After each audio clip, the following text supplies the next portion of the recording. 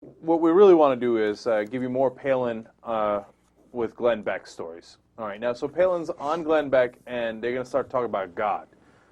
This can only end in disaster.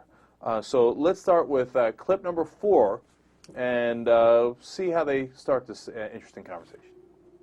I think about 3% of this nation is afraid of, and the rest of us get it.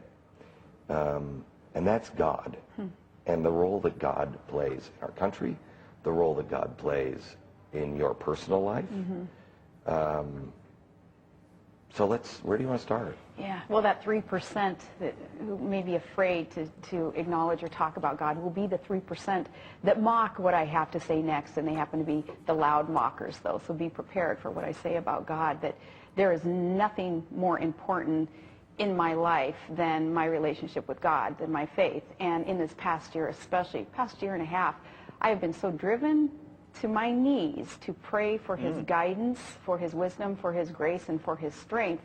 And I'm never going to tell anybody else how to live. I'm never going to preach to anybody else and tell them, you must do that. But I sure would like to see more Americans give it a try and seek that guidance that our founding fathers sought, and were able to craft documents then that allowed America to become the greatest, strongest, healthiest, most prosperous nation on this earth. Yeah, that makes no sense in 18 different ways. None. She has a keen grasp of what the founding fathers were looking for. She does, though. Yeah, because they were really concerned about making a country about God and religion. Yeah. Except they made the only country in the world that was not dictated by religion at the time. Yeah, the only one in the world. Right, and they went. The only thing that they clearly did was separate God from the sort of running of the country. That was like their job one. That's what they got done. What's awesome about that is that he then makes up something. About 3% of the country is afraid of God. Right. What is that? What's that statistic? So Where did you get that? 97% of the people are on within Beck's side in this. Yeah, The but other 3% hate, are afraid of God. Afraid of God. And afraid of people who believe in God. But seriously, that's an awesome stat. It's out of whole cloth. Yeah. It's not 3% of the people don't believe in God. No, it's 3% are afraid of God. Right, because the real number is 14% don't believe in God. They or don't believe in any of the major religions, right? Right. And they can be spiritual in other ways, but they don't believe in the monotheistic God of Christianity, Judaism, Islam, etc. So, or Hinduism or Buddhism. It's 14% of the country. So the 3% number is like straight out of nowhere, right?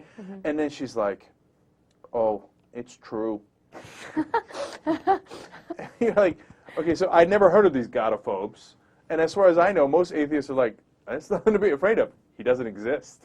Okay, Yeah. I'm specifically not afraid of God, because if I was, then I'd be worried about going to hell, but I'm not, because he doesn't exist. I think in Glenn Beck's defense, what he's saying, Jake, is that he's afraid, these people are afraid of having God in their lives.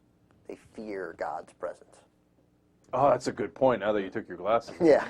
Okay, and finally, apparently we are the loud mockers. Yeah, the loud mockers. Yeah, some people will mock with the, the God thing, and they're very loud. They're loud mockers. Sorry, Sarah. Next time we'll bring it down a little bit.